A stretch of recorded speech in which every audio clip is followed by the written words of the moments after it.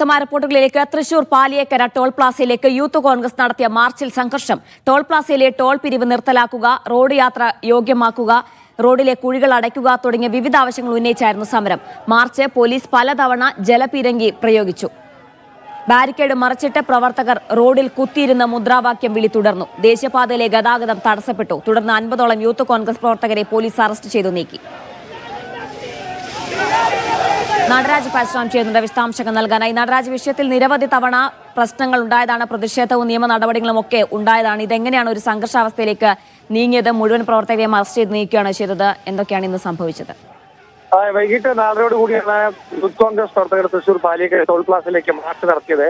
ദേശീയപാതയുടെ ഗതാഗതം യോഗ്യമാക്കുക, ദേശീയപാതയിലെ കുഴികൾ അടയ്ക്കുക, ടോൾ പിരിവ് അവസാനിപ്പിക്കുക തുടങ്ങിയ വിവിധ ആവശ്യങ്ങൾ ഉന്നയിച്ചിരുന്നു.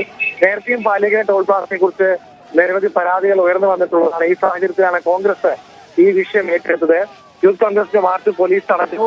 പലതവണ ജലപീരങ്കി പ്രയോഗിച്ചു. പക്ഷേ പ്രവർത്തകർ ജലപീരങ്കിക്ക് പിന്നാലെ തിരിഞ്ഞു പോകാൻ തയ്യാറായില്ല. അവർ ബാരിക്കേഡുകൾ മറിച്ചിട്ട് പോലീസ് സ്ഥലത്തേക്ക് നീങ്ങി. തുടർന്ന് പോലീസ് ഇവരെ തടഞ്ഞതോടുകൂടിയാണ് ഇവർ റോഡിൽ കുത്തിയിരുന്ന് പ്രതിഷേധം തുടങ്ങിയത്.